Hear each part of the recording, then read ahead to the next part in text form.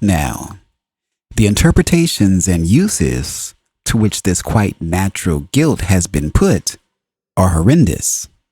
Guilt is the other side of compassion. Its original purpose was to enable you to empathize on an aware level with yourselves and other members of creaturehood so that you could consciously control what was previously handled on a biological level alone. Guilt, in that respect, therefore, has a strong natural basis. And when it is perverted, misused, or misunderstood, it has that great terrifying energy of any runaway basic phenomenon. If you think you are guilty because you read one kind of book or another, or entertain certain thoughts, then you run particular risks. If you believe something is wrong, then in your experience, it will be, and you will consider it negative. So, you will collect an unnatural guilt, one that you do not deserve, but accept, so create. You usually not form a creation of it of which you are proud. If you believe firmly in poor health, you may use this repressed energy to attack a physical organ. A gallbladder may become bad. According to your own belief system, you may trust the integrity of your body and instead project this guilt out upon others, onto a personal enemy, or a particular race, creed, or color. If you are religious-minded and fundamental in your beliefs, you may blame a devil who causes you to behave in such and such a manner. As the body creates antibodies to regulate itself, so you will set up mental and emotional antibodies, certain thoughts that are good to protect you from the fantasies or ideas that you consider bad. If its built-in instincts are left alone, the body is basically self-regulating. It does not kill off all red blood cells if there are too many of them at a given time. It has better sense.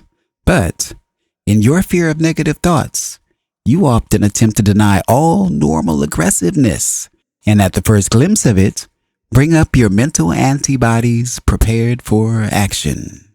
In so doing, you try to repudiate the validity of your own experience. If you do not feel your individual reality, then you can never realize that you form it, and so can change it. It is this denial of experience and the energy blockages involved that build up the accumulation of unnecessary, unnatural guilt. The body itself cannot understand these blocked messages and cries out to express its own corporeal knowledge of the moment as it experiences it. You mentally shout out in such situations that you do not feel what you feel. Over a period of time, the conscious mind, because of its position, can override the body's messages. Yet, the backed up accumulation of energy will seek outlet. The smallest, most innocent symbol for the repressed material may then bring about behavior on your part that seems out of all proportion to the stimulus. On 10 justified occasions, you may have felt like telling someone to leave you alone, but refrained, not wanting to hurt their feelings, afraid that you would be rude even though the occasion was one where your remark might have been well understood and taken calmly. Because you did not accept your feelings, much less express them, on the next occasion you might explode seemingly without reason and initiate a spectacular argument, completely unjustified. In this case, the other person has no idea as to why you reacted in such a fashion and is deeply hurt, and your guilt grows. The trouble is that ideas of right and wrong are intimately involved with your chemistry, and you cannot separate your moral values from your body. When you believe that you are good. Your body functions well. I'm sure that many of you will say, I try constantly to be good, yet I am in miserable health, so how can that be? If you examine your own beliefs, the answer will be apparent. You try to be so good precisely because you believe you are so bad and unworthy. Demons of any kind are the result of your beliefs. They are born from a belief in unnatural guilt. You may personify them. You may even meet them in your experience. But if so, they are still the product of your immeasurable creativity, though formed by your guilt and your belief in it. If you shed the distorted concepts of unnatural guilt and accepted the wise ancient wisdom of natural guilt instead, there would be no wars. You would not kill each other mindlessly.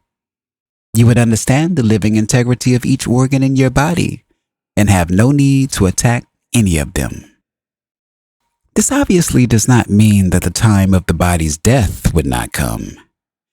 It does mean that the seasons of the body would be understood as following those of the mind, ever-changing and flowing, with conditions coming and going, but always maintaining the splendid unity within the body's form.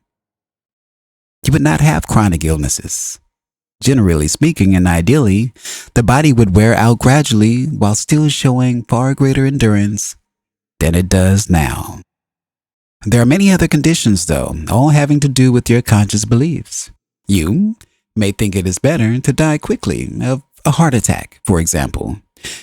Your individual purposes are not the same, so you will manage your body's experiences in a great variety of ways. Generally speaking, you are here to expand your consciousness, to learn the ways of creativity as directed through conscious thought.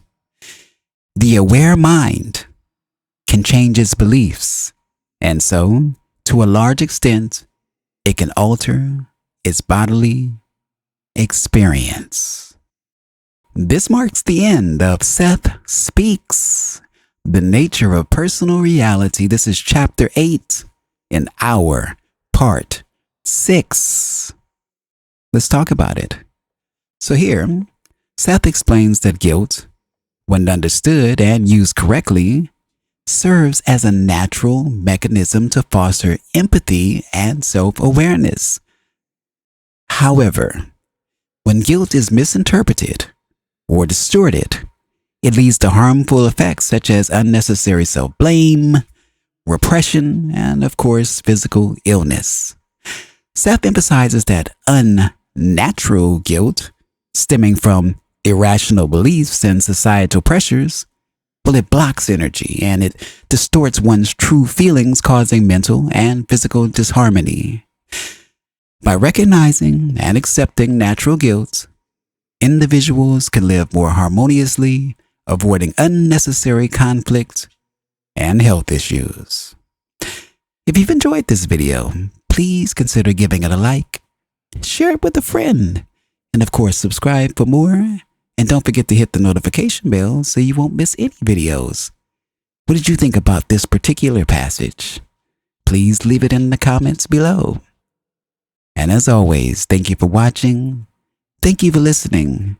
Stay tuned for the meditation that accompanies this video, the quotes, and of course the quiz. Until the next time, thank you for watching. Thank you for listening. I'm Tony Victory, a wolf uncaged. Thank you.